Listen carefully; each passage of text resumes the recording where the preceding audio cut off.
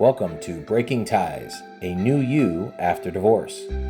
This is your go-to source for practical advice and support for when the divorce process has finished. Join us each weekday for a quick chat where we'll cover a variety of topics related to post-divorce. Together, we'll explore the emotional, financial, and legal aspects of life after divorce and help you find the best path forward for you and your family. Here's your host and Certified Divorce Financial Analyst professional, Mike Fulkerson. Hello and welcome back to Breaking Ties, a new you after divorce. I'm your host, Mike Fulkerson, financial advisor and certified divorce financial analyst professional.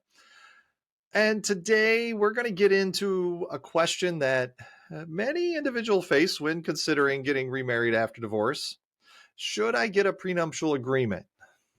Now, if you're navigating the complexities of new relationships post-divorce, then really you're in the right place today just to explore the considerations around prenuptial agreements in the context of a second marriage.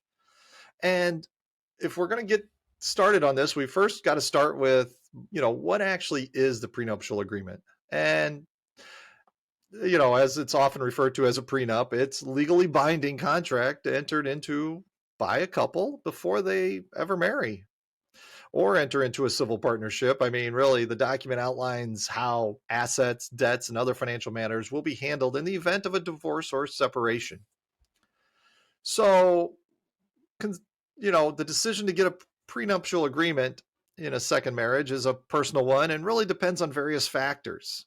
And you got to consider these things and you got to take them pretty seriously. So let's do a quick review of some of the considerations that you could look into. And one is financial assets. So if either one or both partners have significant financial assets, a prenuptial agreement can help clarify how these assets will be divided in case of a divorce.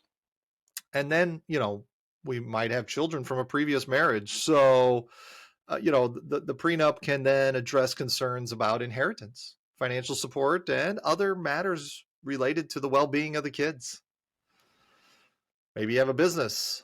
If either partner owns a business, a prenuptial agreement can establish how the business will be handled in the event of a divorce, preventing, potential complications. Let's see. Another option we look at would probably be debt obligations. So a prenup can, really specify how existing debts or future debts acquired during the marriage will be managed. So providing that clarity and protection for both parties. And let's look at one more here. Income disparities. So in cases where there's significant difference in income between the partners, a prenuptial agreement could address issues related to spousal maintenance and other financial responsibilities.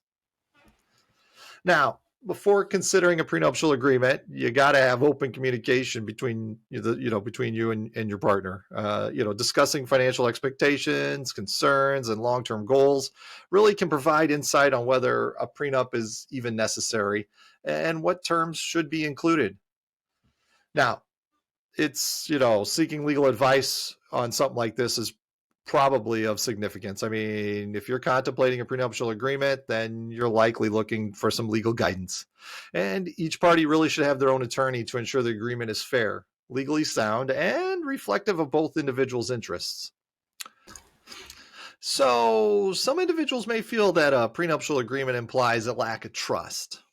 It's important to approach the topic with, extreme sensitivity and communicate that a prenup is a proactive measure to provide clarity and protection for both parties should things not work out. And, the timing of discussing and drafting a prenuptial agreement is, pretty important. It's advisable to initiate these discussions well before any kind of wedding to allow for thoughtful consideration and negotiation. Really, a lot of discussions is what you're after to make sure everything's good. You really want a well-crafted prenuptial agreement. It would be, fair and transparent. Both partners should feel that their interests are considered and that the terms are reasonable and equitable.